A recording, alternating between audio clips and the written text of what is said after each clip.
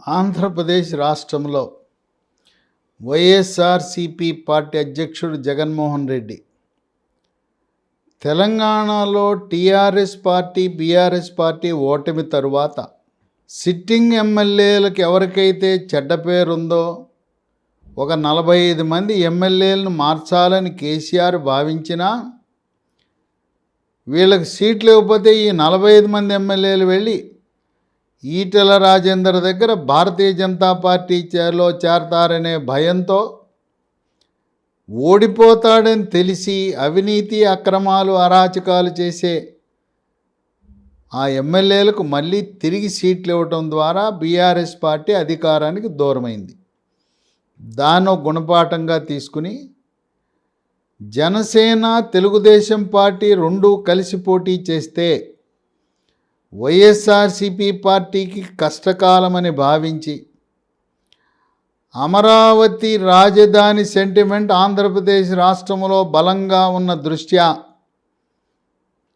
ఈయన 3 రాజధానులని నేను విశాఖ పరిపాలనా రాజధాని అన్న ఉత్తరాంధ్ర ప్రజలు ఎవరు కూడా అక్కడ దాన్ని స్వాగతించే పరిస్థితి లేదు. రాయలసీమలో కూడా అక్కడేదో న్యాయ రాజధాని ఒక హైకోర్టు పెట్టినంత మాత్రాన మాకేం ఒరుగుతుందని వాళ్ళు కూడా తృప్తిగా లేరు. అందువల్ల అమరావతి రాజధాని మార్చడం అనేది బాగా బలంగా గట్టిగా పెద్ద షాక్ వైఎస్ఆర్సిపి పార్టీకి తగలబోతూ ఉంది. జగన్మోహన్ రెడ్డి ఎమ్మెల్యేల పనితీరు ఆధారంగా గడప గడపకు కార్యక్రమం ఆధారంగా 2019 ఎన్నికల్లో ఆ నియోజకవర్గంలో తెలుగుదేశం పార్టీకి ఎన్ని ఓట్లు వచ్చినాయి, జనసేన పార్టీకి ఎన్ని ఓట్లు వచ్చినాయి, తెలుగుదేశం పార్టీ జనసేన రెండింటికి కలిపి వచ్చిన ఓట్ల కంటే తక్కువ ఓట్లతో వైఎస్ఆర్సిపి ఎమ్మెల్యేగా గెలిచిన చోట మార్పులు చేస్తున్నాడు. జగన్మోహన్ రెడ్డి ఎంపీలను కొంతమందిని ఎమ్మెల్యేలుగా పెట్టడం, ఎమ్మెల్యేలను తీసుకువెళ్ళి ఎంపీలుగా పెట్టడం, తర్వాత నియోజకవర్గాల్లో మార్పులు చేయటం, ఒక నియోజకవర్గం నుంచి తప్పించి మరొక నియోజకవర్గానిలో పెట్టడం, ఈ విధంగా వైఎస్ఆర్సిపి ఎమ్మెల్యేలు తాడేపల్లిలో జగన్మోహన్ రెడ్డి దగ్గరికి క్యూ కడుతున్నారు. ఒక అనిశ్చితి ఏర్పడింది ఎమ్మెల్యేల్లో. ఏమో మనకు కూడా పిలుపు వస్తుందేమో, పిలిచి మీకు సీట్ లేదంటారేమో అనే భావన అందరి ఎమ్మెల్యేలు బిక్కుబిక్కుమంటున్నారు. ఎవరికి పిలుపు వస్తుందో అని నిరాశ నిస్పృహతో చూస్తున్నారు. జగన్మోహన్ రెడ్డి మాట తప్పను మడమ తిప్పను, నమ్ముకున్న వాడిని మోసం చేయనని చెప్తూ వచ్చాడు. ఎన్నికల ముందు అమరావతినే రాజధానిగా కొనసాగిస్తామని చెప్పి గెలిచిన తర్వాత మాట మార్చి 3 రాజధానులు అన్నాడు. ఇప్పుడు ఈయన్ని నమ్ముకుని వచ్చి వైఎస్ఆర్సిపి పార్టీలో చేరితే ఈరోజు సీట్ ఇవ్వనని చెప్పి అవమానపరుస్తున్నాడని కొంతమంది భావిస్తున్నారు. వైఎస్ఆర్సిపి పార్టీలో ఎమ్మెల్యే సీట్ రాని వాళ్ళు కొంతమంది తెలుగుదేశం పార్టీలో, మరి కొంతమంది జనసేనలో పార్టీలో చేరుతున్నారు. చేరి ఎక్కడెక్కడైతే అవకాశం ఉందో ఆ పార్టీల్లో పోటీ చేస్తున్నారు ఎమ్మెల్యేలుగా, లేదంటే హామీ తీసుకుంటున్నారు. వైఎస్ఆర్సిపి సిట్టింగ్ ఎమ్మెల్యేలు జనసేనలో తెలుగుదేశం పార్టీలో చేరి ఎమ్మెల్సీ హామీనా, రాజ్యసభ హామీనా, లేదు వాళ్ళ కుటుంబ సభ్యులకు 2029లో ప్రస్తుతం ఉన్న 175 నియోజకవర్గాలు 225 నియోజకవర్గాలు కాబోతున్నాయి. అంటే 50 నియోజకవర్గాలు ఆంధ్రప్రదేశ్ రాష్ట్రంలో పెరగబోతున్నాయి. ప్రతి పార్లమెంటు పరిధిలో 2 శాసనసభ సీట్లు పెరగబోతున్నాయి. ఇంకో విశేషం ఏంటంటే 2029 శాసనసభ ఎన్నికల్లో మహిళా రిజర్వేషన్ అమలు కాబోతూ ఉంది. 3వ వంతు సీట్లు మహిళలకు రిజర్వేషన్ కాబోతున్నాయి. అందువల్ల ప్రస్తుతం ఉన్న వైఎస్ఆర్సిపి ఎమ్మెల్యేలు ఎవరైతే అసంతృప్తిగా ఉన్నారో వాళ్ళు జనసేన తెలుగుదేశం పార్టీలో చేరి ఇప్పుడు కాకపోయినా పోనీ ఇప్పుడు మాకు ఎమ్మెల్సీనో రాజ్యసభో కార్పొరేషనో మేయరో ఇవ్వండి.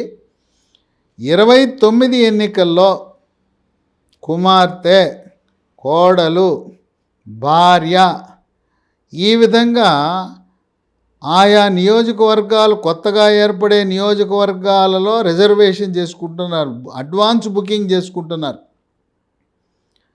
కొంతమంది వైఎస్ఆర్సీపీ పార్టీని సరే అధికారంలోకి వస్తే ఏదైనా పదవి లభిస్తుంది, లేకపోతే ఇదే పార్టీలో కొనసాగిద్దాము అనే ఆలోచనలో కూడా ఉన్నారు. జగన్మోహన్ రెడ్డి చాలా స్పష్టంగా చెప్పాడు, ఉంటే ఉండండి, పోతే పొండి, మా నిర్ణయం మారదు, మీ బెదిరింపులకు మేము బెదరం. ఈ రోజున ఎమ్మెల్యేలకుండే చెడ్డ పేరు వల్లనే పార్టీ అధికారం కోల్పోతపోతుంది. అందువల్ల అవినీతి పరులు, అక్రమార్జన పరులు, ప్రజాదరణ లేని వారు, సర్వేల్లో సరైన ఫలితాలు రాని వారిని మార్చడం తథ్యం. పార్టీ వైనాట్ 175 అని 175 గెలవాలనే సంకల్పంతో మేము అడుగులు వేస్తుంటే మీ వల్ల, మీ ఎమ్మెల్యేల వల్ల పార్టీ ఎందుకు అధికారం కోల్పోవాలని వాళ్ళు గట్టిగా ఒక నిర్ణయాన్ని తీసుకున్నారు. జగన్మోహన్ రెడ్డి ముఖ్య సలహాదారు సజ్జల రామకృష్ణారెడ్డితో పాటు రీజనల్ కోఆర్డినేటర్లందరినీ కూడా ప్రతిరోజు తన కార్యాలయంలో ఉంచి ఆయా నియోజకవర్గాల పరిధిలో ఉండే రీజనల్ కోఆర్డినేటర్లు ఆ వచ్చిన ఎమ్మెల్యేలతో మాట్లాడుతూ కొంతమందిని ఓదార్స్తూ నీకు నామినేటెడ్ పదవి ఇస్తాం, ఎమ్మెల్సీ ఇస్తాం, రాజ్యసభ సీట్ ఇస్తామని చెప్పి వాళ్ళని ఒప్పించడానికి ప్రయత్నం చేస్తున్నారు. అక్కడ జగన్మోహన్ రెడ్డి దగ్గర ఉన్న రీజనల్ కోఆర్డినేటర్స్ విజయసాయి రెడ్డి, మంత్రి పెద్దిరెడ్డి రామచంద్రారెడ్డి, వైవి సుబ్బారెడ్డి, అయోధ్య రామిరెడ్డి, బొత్స సత్యనారాయణ, మర్రి రాజశేఖర్. అక్కడ ఉండే రీజనల్ కోఆర్డినేటర్లు అందరూ కూడా రెడ్డి సామాజిక వర్గానికి చెందినవారే. ఒక్క కమ్మ సామాజిక వర్గానికి చెందిన మర్రి రాజశేఖర్, బీసీ సామాజిక వర్గానికి చెందిన బొత్స సత్యనారాయణ తప్పితే ఆయన చుట్టూ ఉన్నవారు అందరూ కూడా రీజనల్ కోఆర్డినేటర్లు అందరూ కూడా రెడ్డి సామాజిక వర్గానికి చెందినవారే. ఇక రకరకాలుగా ఊహాగానాలు కొంతమందికి సమాచారం ఇచ్చారు. కొన్ని నియోజకవర్గాల్లో ఆసక్తికరమైన పరిణామాలు చోటు చేసుకున్నాయి. మాజీ క్రికెటరు, క్రీడాకారుడు, కాపు సామాజిక వర్గానికి చెందిన అంబటి రాయుడు, ఆయన గత కొంతకాలంగా ప్రభుత్వ అనుకూల ధోరణి వైఖరి ప్రదర్శిస్తూ ఆయన ఇప్పుడు వైఎస్ఆర్సీపీ పార్టీలో చేరి ఆయన సొంత స్వగ్రామము గుంటూరు జిల్లాలో ఉంది. అంబటి రాయుడిని గుంటూరు లోక్సభ నుంచి పోటీ చేయించాలనే ఆలోచనలో జగన్మోహన్ రెడ్డి వచ్చాడు. దాదాపు అంబటి రాయుడికి గుంటూరు లోక్సభ సీటు ఖరారైనట్లే. ఇక విశాఖపట్నం జిల్లాలో 2019 ఎన్నికల్లో కూడా చాలా బలంగా ఉంది తెలుగుదేశం పార్టీ. అంత వేవులో కూడా విశాఖ తూర్పు, పశ్చిమ, ఉత్తరం, దక్షిణం 4 సీట్లు కూడా తెలుగుదేశం పార్టీ కైవసం చేసుకుంది. అక్కడ వైఎస్ఆర్సీపీ పార్టీ పెను మార్పులకు నాంది పలకబోతూ ఉంది. పాయకరావుపేటలో గొల్లబాబురావు ఎమ్మెల్యేని తప్పించి చింతా అనురాధ్ అనే అభ్యర్థికి ఇవ్వాలనే ఆలోచనలో ఉన్నారు. విశాఖ సౌత్ వాసిపల్లి గణేష్ తెలుగుదేశం పార్టీలో గెలిచి ఆయన వైఎస్ఆర్సీపీ పార్టీలోకి జంప్ చేశాడు. ఆయన తెలుగుదేశం పార్టీలోనే కొనసాగి ఉన్నట్టయితే మళ్ళీ అక్కడే సీట్ వచ్చేది. మళ్ళీ 24 ఎన్నికల్లో కూడా శాసనసభలో అడుగుపెట్టేవాడు. ఏ విధంగా గుంటూరు పశ్చిమలో అక్కడ గిరిధర్ తెలుగుదేశం పార్టీ నుంచి వైఎస్ఆర్సీపీ పార్టీలో చేరితే గుంటూరు పశ్చిమ సీటు నిరాకరించారు. ఇక్కడ విశాఖ సౌత్లో కూడా వాసిపల్లి గణేష్కి అదే జరగబోతూ ఉంది. ఆయనకి సీటు లభించే అవకాశం కనపడటం లేదు. ఆయన రాజకీయ జీవితం అగమ్య గోచరం.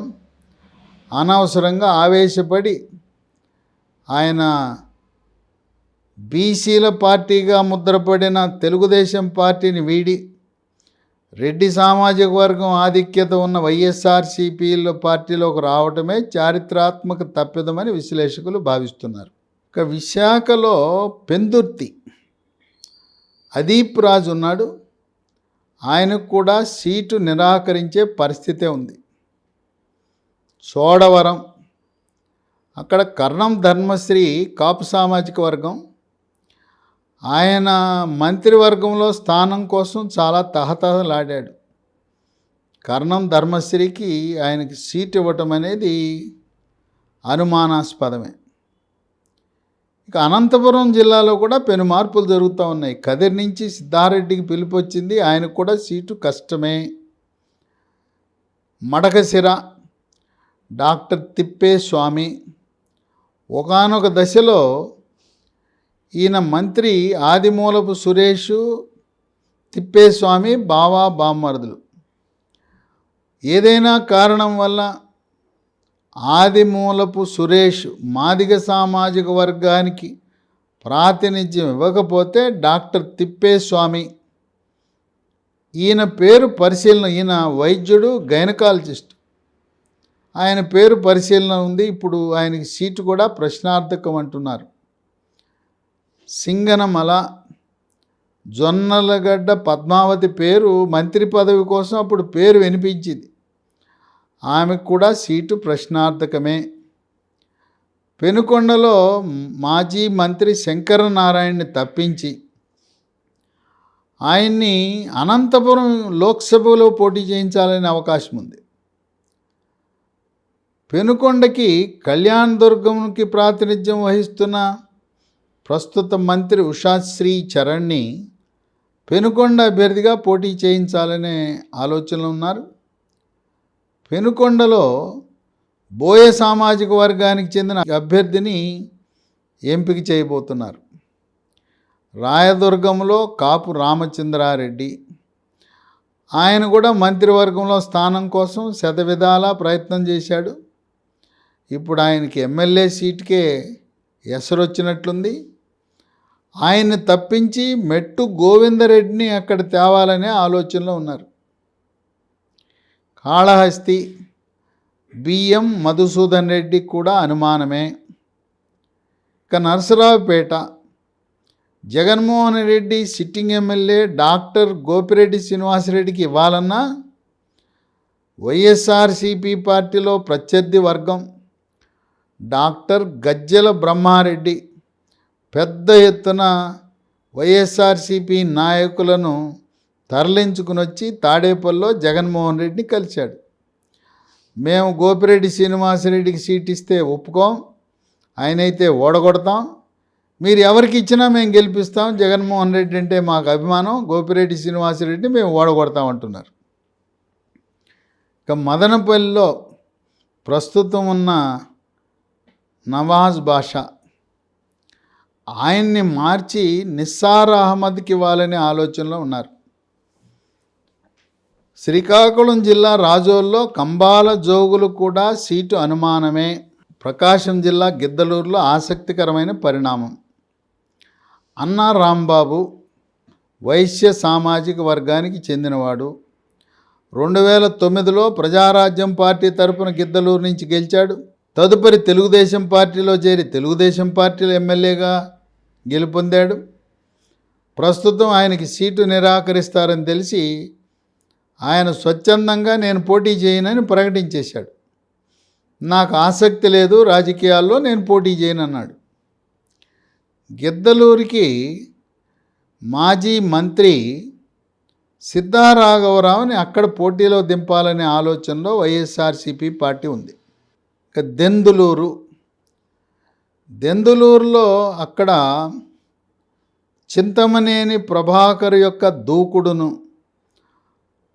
అక్కడుండే ప్రస్తుత సిట్టింగ్ ఎమ్మెల్యే అబ్బయ్య చౌదరి సమర్థవంతంగా ఎదుర్కోలేడనే అనుమానంతో ఆయన్ని కూడా మార్చాలని ఆలోచన చేస్తూ ఉంది.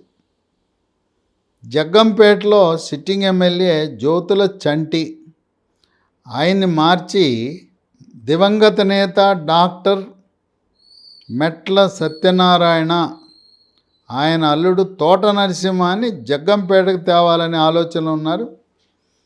ఇక జ్యోతుల చంటి జగన్మోహన్ రెడ్డి నిర్వహించిన వీడియో కాన్ఫరెన్స్ కార్యక్రమానికి జనవరి 1న ప్రారంభించబోయే అనేక పథకాలకు ఆయన కలెక్టర్లను, ఎమ్మెల్యేలను వీడియో కాన్ఫరెన్స్ ద్వారా సంబోధించినప్పుడు జ్యోతుల చంటి ఆ వీడియో కాన్ఫరెన్స్ కూడా వెళ్ళలేదు. హిందూపురం ప్రస్తుత ఎంపీగా ఉన్న కురవ గోరంట్ల మాధవ్, మాజీ పోలీస్ అధికారి, వివాదాలకు నిలయం,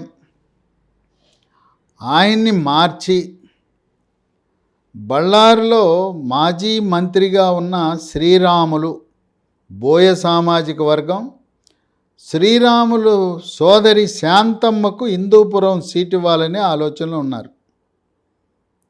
ఇక గురజాల్లో ఆసక్తికరమైన పరిణామం. గురజాల్లో కాసు మహేష్ రెడ్డికి సీటు ఇవ్వాలన్నా ఆయన స్థానికేతరుడు అని చెప్పి బీసీ సామాజిక వర్గం, యాదవ సామాజిక వర్గానికి చెందిన స్థానికుడు మాజీ ఎమ్మెల్యే జంగా కృష్ణమూర్తి ఆయన ప్రయత్నం ఆయన చేస్తున్నాడు. జగన్మోహన్ రెడ్డి బీసీ అంటా అందరికీ రెడ్లకి ఇస్తే ఎలానయ్యా? మరి 119 సీట్లలో 175 సీట్లలో 85 సీట్ల వరకు రెడ్డి సామాజిక వర్గం వాళ్ళకే ఇస్తే మేమేంటి బీసీల నామకే వాస్తేనా అని చెప్పి జంగా కృష్ణమూర్తి కూడా తన ప్రయత్నాలు తను చేస్తున్నాడు. ఇక మైలవరంలో ఆసక్తికరమైన పరిణామం. జోగి రమేష్ ఇబ్రహీంపట్నం నివాసి, మైలవరం నియోజకవర్గానికి చెందినవాడు. ఆయన అప్పట్లో వైఎస్ రాజశేఖర రెడ్డి 2009లో ఎక్కడా సీట్ ఇవ్వలేక ఈయన తీసుకెళ్ళి పెడన నియోజకవర్గంలో పోటీ పెట్టాడు. 2009లో స్వల్ప మెజారిటీతో జోగి రమేష్ పెడన నియోజకవర్గంలో గెలిచాడు.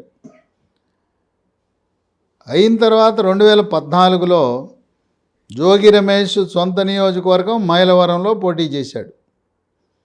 ఆయన పుట్టింది, పెరిగింది, సొంత ఇల్లు ఉన్నది ఇబ్రహీంపట్నం. మైలవరంలో 2014 ఎన్నికల్లో జోగి రమేష్ దేవినేని ఉమామహేశ్వరరావు చేతిలో ఓడిపోయాడు. మళ్ళీ 2019లో మైలవరం పరిస్థితి బాగలేదని చెప్పి జగన్మోహన్ రెడ్డి మళ్ళీ పెడనకు పంపిస్తే పెడనలో గెలిచాడు. ఈసారి పెడనలో జనసేన పార్టీ పోటీ చేస్తుంది. సర్వేల ప్రకారం పెడనలో జోగి రమేష్ గెలవడు.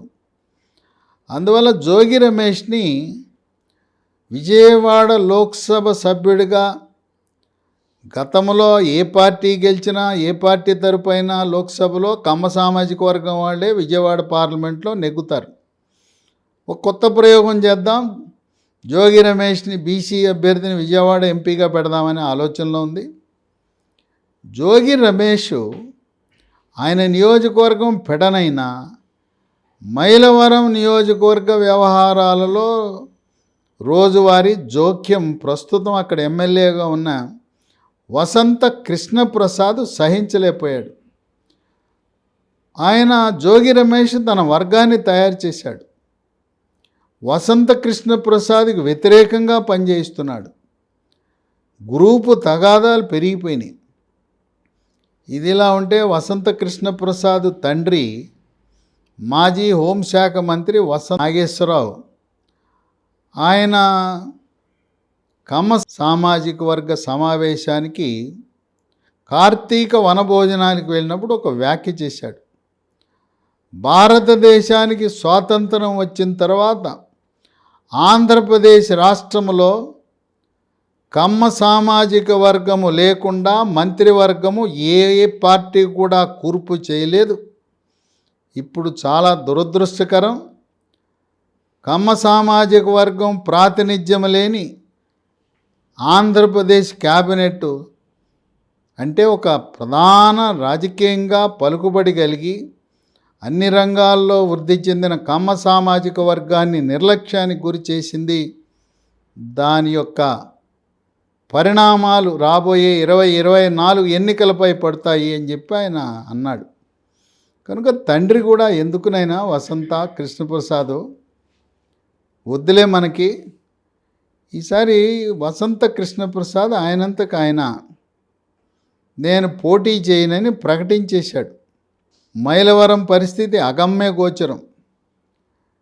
ఒకవేళ జోగి రమేష్ని విజయవాడ లోక్సభకు పోటీ చేయించకపోతే మైలవరంలో పోటీకి పెడతారు. మైలవరంలో 2019 ఎన్నికల్లో కాపు సామాజిక వర్గం ఓట్లు చీలిపోవటం వల్ల స్వల్ప ఓట్లతో దేవినేని ఉమామహేశ్వరరావు ఓడిపోయాడు. ఇప్పుడు కాపు కమ్మ సామాజిక వర్గాలు ఇద్దరూ కలిస్తే మైలవరం నియోజకవర్గంలో దేవినేని ఉమామహేశ్వరరావు యొక్క గెలుపు తథ్యం. గెలిచిన తర్వాత మళ్ళీ చంద్రబాబు నాయుడు ఆయనకి నీటిపారుదల శాఖ మంత్రిగా కూడా స్థానం కల్పిస్తాడు. కనుక జోగి రమేష్ దేవినేని ఉమామహేశ్వరరావుని ఆయన ఎదుర్కొని గెలిచే సత్తా లేదని విశ్లేషకులు భావిస్తున్నారు. ఇక బద్వేల్ నుంచి డాక్టర్ దాసరి సుధా, ఆమెకి పిలుపొచ్చింది. చిత్తూరు జిల్లా నుంచి ఉప ముఖ్యమంత్రిగా ఉన్న నారాయణస్వామికి కూడా పిలుపొచ్చింది. వీళ్లను కూడా మార్పు చేస్తారా అనే ఆలోచన జరుగుతూ ఉంది. ఇక విజయవాడ సెంట్రల్ నియోజకవర్గంలో ఆసక్తికరమైన పరిణామాలు. మల్లాది విష్ణుకి సీట్ ఇవ్వరంట అని రాష్ట్రం అంతా ప్రచారమైంది. ఆయన తన అనుచరులు, తన నియోజకవర్గానికి చెందిన 14 మంది కార్పొరేటర్లు, డివిజన్ అధ్యక్షులు, ఓడిపోయిన కార్పొరేట్ అభ్యర్థులు అందరూ కలిసి భవానీ ఐలాండ్కి వెళ్ళి సమావేశం పెట్టుకున్నారు. వాళ్ళందరూ కూడా మేము పార్టీ ఆఫీస్కి వెళ్ళి చెప్తాం మల్లాది విష్ణునే మాకు కావాలని. కానీ మల్లాది విష్ణుని మార్పు చేయటానికి సూత్రప్రాయంగా నిర్ణయం తీసుకున్నారు. సరే, మల్లాది విష్ణు ఆయనేమి అధిష్టానాన్ని ధిక్కరించే వ్యక్తి కాదు. ఇక బాలినేని శ్రీనివాసరెడ్డి వాసు, ఆయన గురించి రకరకాల పుకార్లు షికారులు చేస్తున్నాయి.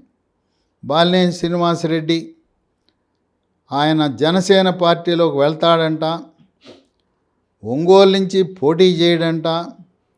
తన కుమారుడు ప్రణీత్ రెడ్డి, ఆయన రాజకీయ భవిష్యత్తు దృష్ట్యా ప్రణీత్ రెడ్డిని గిద్దలూరులో పోటీ చేయిస్తాడంట, అది జనసేన పార్టీ తరపున పోటీ చేయిస్తాడంట అనే పుకార్లు ఉన్న నేపథ్యంలో బాలినేని శ్రీనివాసరెడ్డి జగన్మోహన్ రెడ్డిని కలిస్తే ఆయన వాసు నువ్వు తప్పనిసరిగా ఒంగోలులోనే పోటీ చేయమని చెప్పాడు. తండ్రి పోటీ చేస్తున్నాడు కనుక ప్రణీత్ రెడ్డికి అవకాశం ఉండదు. అలాగే మాగుంట శ్రీనివాసరెడ్డి ఢిల్లీ లిక్కర్ కుంభకోణంలో పీకల్లో తిరుక్కుపోయాడు. ఈయన మాగుంట శ్రీనివాసరెడ్డి, ఆయన కుమారుడు రాఘవరెడ్డి. శ్రీనివాసరెడ్డి పార్టీ మారి తెలుగుదేశం పార్టీ తరపున ఒంగోలులో పోటీ చేస్తాడని చెప్పి విస్తృతంగా ప్రచారం జరుగుతున్న తరుణంలో జగన్మోహన్ రెడ్డి స్పష్టత ఇచ్చాడు. మాగుంట శ్రీనివాసరెడ్డిని మళ్ళీ ఒంగోలు లోక్సభ నుంచి పోటీ చేయమన్నాడు. అయితే మాగుంట శ్రీనివాసరెడ్డి ఆయన కోరిక ఏంటంటే తన వారసుడు తనయుడు రాఘవరెడ్డిని కూడా ఎక్కడో ఏదో ఒక సీట్లో పోటీ చేయించి వైఎస్ఆర్సీపీ పార్టీ తరఫున ఎమ్మెల్యేగా చేయాలనే ఆలోచన. ఆ విధంగా బాలినేని శ్రీనివాసరెడ్డి, మాగుంట శ్రీనివాసరెడ్డి ఇద్దరి యొక్క తనయులు వారసుల యొక్క వాళ్ళ సీట్లు అనేది ప్రశ్నార్థకమే.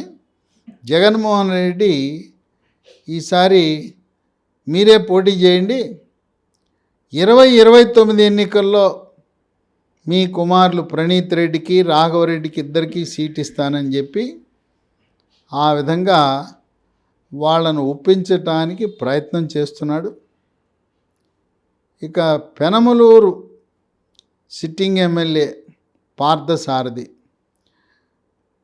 ఆంధ్రప్రదేశ్ రాష్ట్రంలో యాదవ సామాజిక వర్గంలో సీనియర్ మోస్ట్ 2004-14 మధ్యలో ఉండే కాంగ్రెస్ ప్రభుత్వంలో మంత్రిగా పనిచేశాడు. వైఎస్ఆర్సీపీ అధికారంలో రాగానే మంత్రివర్గంలో స్థానం ఆశించాడు. కనీసం రెండోసారి కేబినెట్ పునర్వ్యవస్థీకరణలో అయినా స్థానం లభిస్తుందని ఆశించాడు. ఒక సీనియర్కి మంత్రి పదవి ఇవ్వకపోగా అనేకమైన అవమానాలకు గురయ్యాడు. అందువల్ల పార్థసారథి ఆయన్ని పెనమలూరులో వైఎస్ఆర్సీపీ పార్టీ టికెట్ ఇవ్వకపోతే, లేదు ఇంకెక్కడికన్నా వెళ్ళి పోటీ చేయమన్నా, మీరు వెళ్ళండి బందర్లో పోటీ చేయండి, విజయవాడ లోక్సభలో పోటీ చేయండి, బందర్ లోక్సభ పోటీ చేయండి అని వేరే ఎక్కడికి పంపించినా నేను ఒక సేవకుడిగా మిగిలిపోతాను, నా పెనమలూరు నియోజకవర్గ ప్రజలకు నేను ఎల్లవేళలా రుణపడి ఉంటానని చెప్పి ఆయన పెనమలూరు దాటి బయటకు వెళ్ళటానికి అంగీకరించడం లేదు.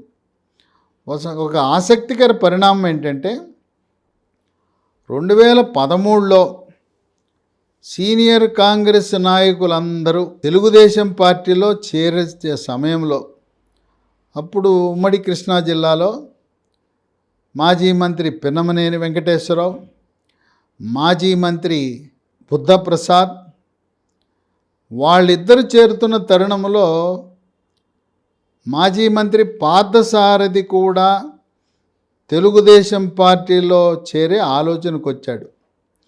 అయితే పార్థసారథికి దేవినేని ఉమామహేశ్వరరావుకున్న వ్యక్తిగత మనస్పర్ధల వల్ల పార్థసారథి 2013లో తన సహచర మాజీ మంత్రులతో కలిసి తెలుగుదేశం పార్టీలో చేరల.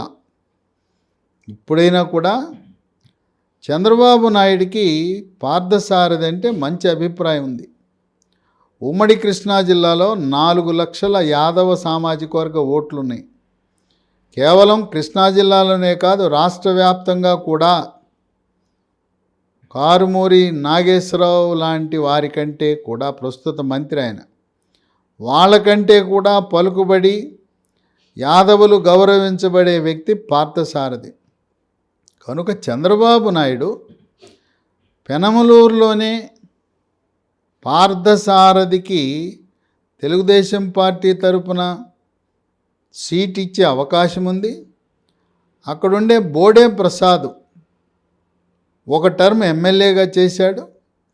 ఆయన్ని శాసన మండలికి పంపి పార్థసారథిని తెలుగుదేశం పార్టీ తరపున 2024 ఎన్నికల్లో ఆయన్ని పోటీకి పెట్టే అవకాశం కనపడుతూ ఉంది. జగన్మోహన్ రెడ్డికి పార్థసారథికి దూరం పెరిగింది.